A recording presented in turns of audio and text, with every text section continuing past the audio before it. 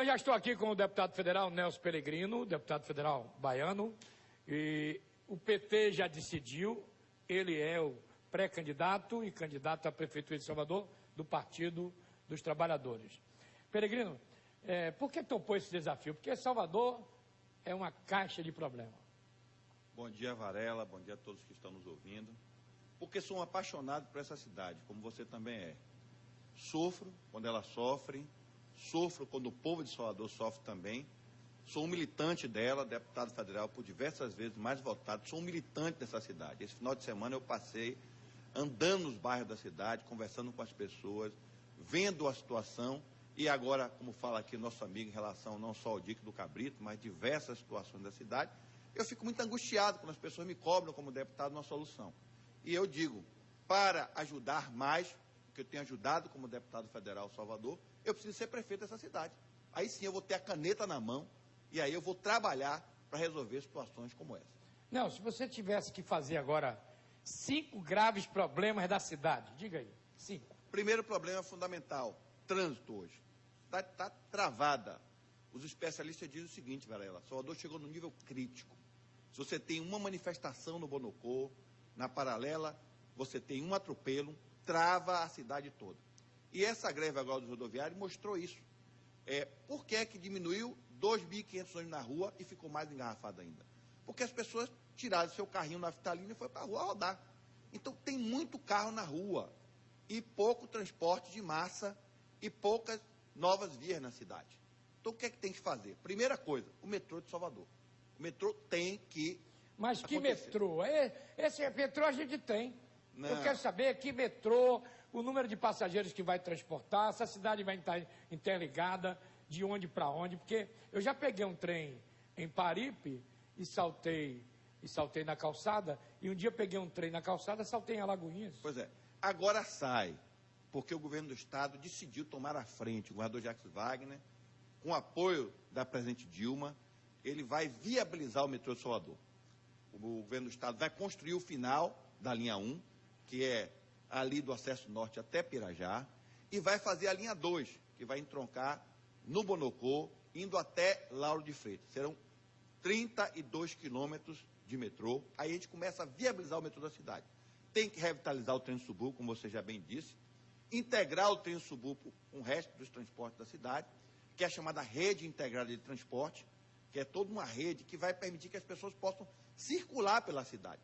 Tem inclusive a ideia, Varela, como você bem disse, quando você chegar ali na calçada, você vai pegar também um trem pela São Martim, chegando até Iguatemi. E toda aquela população, inclusive, da Liberdade, São Caetano, vai poder descer por um teleférico e pegar também esse trem.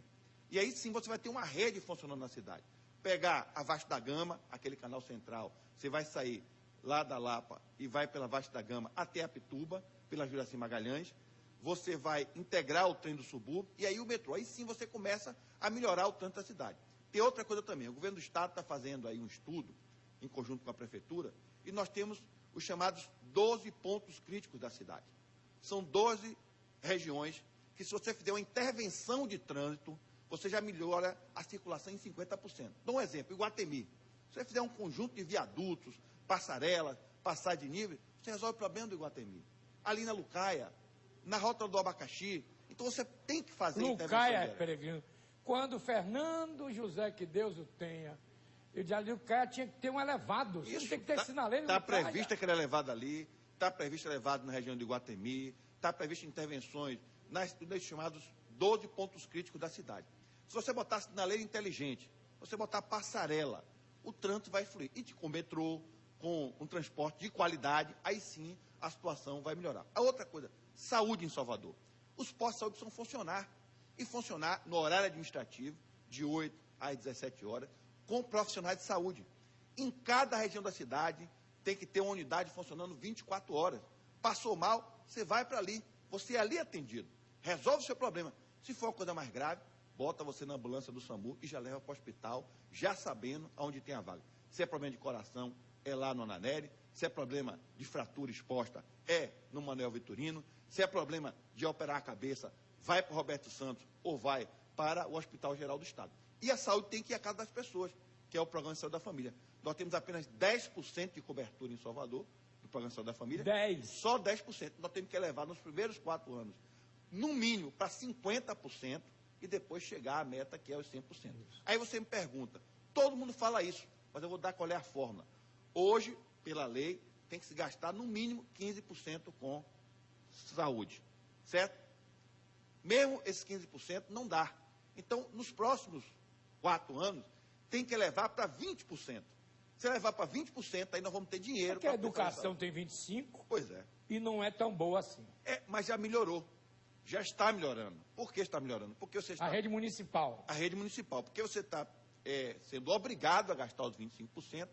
Isso faz com que, só para a educação no município, tenha um orçamento de 750 milhões de reais, mais de 200 milhões para investimento, certo? Então, por isso é que estão sendo construídas novas escolas. E aí, tem uma coisa fundamental.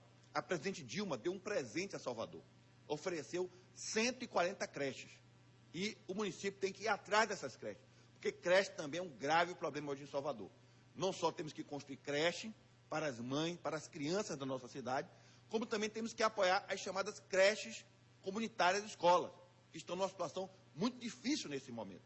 Então, é outra situação. Nós temos que fazer a chamada escola de tempo integral, que é aquela escola que, em um turno, a criança vai e tem o ensino regular, e no outro turno, ela tem que continuar na escola, fazendo uma atividade esportiva, fazendo uma atividade cultural, fazendo uma atividade artística, porque a criança tem que estar na escola. Para oficina. Na Escola Técnica Federal tinha oficina.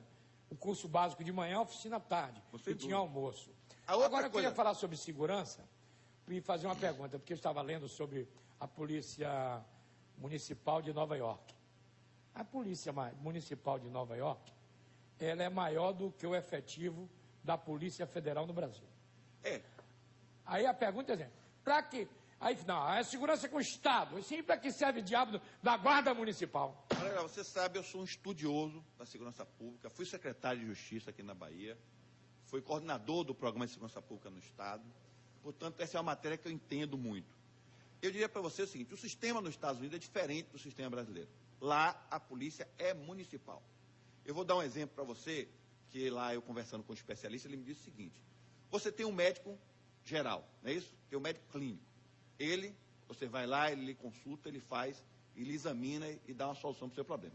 Mas se você tem um problema de coração, você tem que ir no cardiologista. Se você tem um problema renal, você vai no nefrologista. A mesma coisa nos Estados Unidos. A polícia lá é municipal. A polícia que investiga o crime é municipal.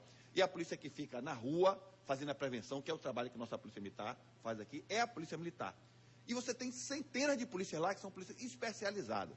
Aí tem uma questão que, para mim, também, falando dos problemas de segurança pública em Salvador, e o governo do Estado está investindo. Esse ano vão ser mais 6 novas bases comunitárias. Eu conversei com o secretário de Segurança Pública na semana passada. Tivemos uma longa reunião para discutir segurança em Salvador. O governo do Estado está colocando agora mais de 1.000 policiais, inclusive nas ruas, só em Salvador. Agora, eu quero fazer uma coisa que é fundamental. Nós vamos ampliar em mais 2.000 policiais da Guarda Municipal. Nós vamos armar a Guarda Municipal, isso é fundamental. Ela tem que estar armada.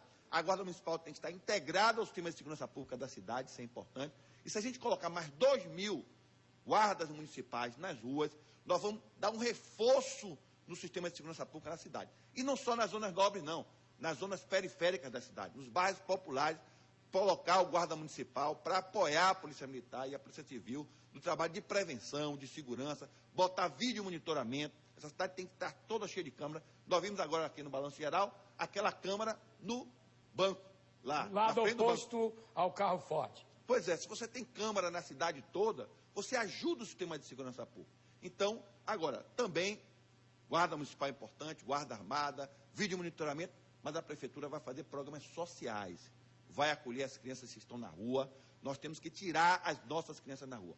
O programa Cidade Mãe tem que voltar com toda a força, com toda a amplitude. Nós não podemos deixar nossas crianças porque essa Cidade Mãe aí é madrasta.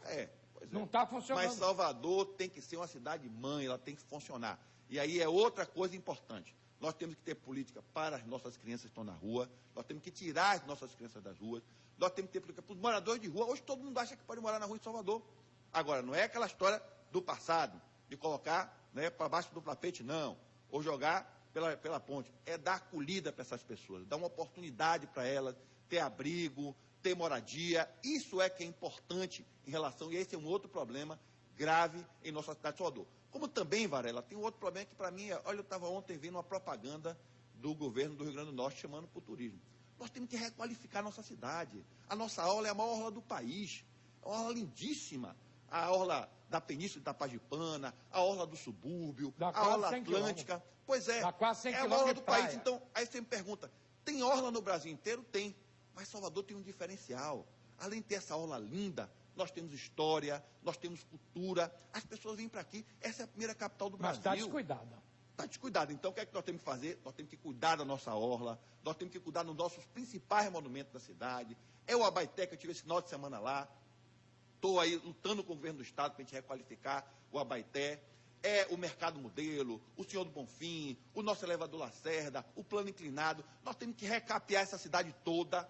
Eu estou trabalhando com o governador para a gente poder pegar esse dinheiro da Embasa aí, para poder recapear a cidade de Salvador. Nós temos que dar uma faxina nessa cidade, nós temos que dar uma arrumada nessa cidade, porque o turismo é uma fonte importante de renda para essa cidade. O turismo gera muito emprego e nós temos que cuidar dessa cidade de Salvador. É por isso que você me pergunta, por que é que eu quero ser candidato a prefeito dessa cidade? Por que é que eu quero ser o prefeito dessa cidade? Porque eu sou apaixonado por essa cidade. Eu sou apaixonado por esse povo. E Salvador tem jeito. Nós temos que ter um prefeito que tenha pulso, que tenha autoridade, que junto com o governo do Estado, junto com o governo federal, possa ajudar essa cidade a sair dessa situação. Essa é uma pergunta que eu ia fazer.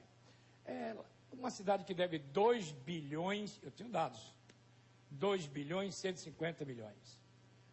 37% apenas pagando IPTU. 63% não paga. Tem parte que não paga porque não quer, porque os clubes sociais todos que estão aí sendo vendidos, ninguém pagou a IPTU. Eu pago, você paga, mas essa gente não paga. Não é isso? Aí você tem 5 mil novos moradores por mês, do êxodo rural. É um problema grave. 60 mil a cada ano. 600 mil em 10 anos. Então esse é um desafio. E a pergunta que eu faço, uma prefeitura sobrevive sozinha, sem governo do Estado, sem governo federal? Hoje não, mas muitas medidas que nós vamos tomar, nós vamos fazer uma faxina na cidade, vamos fazer uma faxina na prefeitura, vamos eliminar os desperdícios, vamos fazer uma revisão total de todos os contratos, como o governo do Estado fez. Em 4 anos, Varela, o governo do Estado economizou 600 milhões de reais. E a nossa avaliação é que nós podemos economizar 200 milhões de reais só com a revisão contratual. É aquela história de você mandar apagar a luz, você mandar fechar a torneira, você não desperdiçar comida. Isso vai ser aplicado na prefeitura. A prefeitura deve 2, mas tem 8 bilhões para cobrar na praça. E por que não cobra? Porque tem que organizar, tem que ter cadastro. Tem que fazer cadastro, certo? E aí você colocou um elemento que é fundamental. Salvador precisa hoje do governo do Estado, precisa muito do governo do Estado.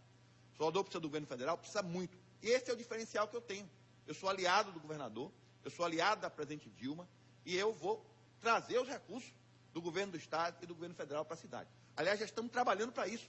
Eu, como deputado, como coordenador da bancada da Bahia, eu tenho procurado trazer os recursos do governo federal, eu tenho procurado sentar com o governador, discutir as questões. Agora, tem uma questão para mim que também é fundamental em Salvador, Varela. A prefeitura ouvir a população. A população tem que ter voz, e a prefeitura tem que ouvir. Tem coisas que estão simples que podem ser resolvidas, desde que a população seja ouvida. A administração regional, para mim, vai ter uma subprefeitura. O administrador que não corresponder, ele vai perder o emprego dele. E ele tem que ter autonomia para poder desobstruir um bueiro, para tapar um buraco, para mandar trocar uma lâmpada, para fazer uma intervenção.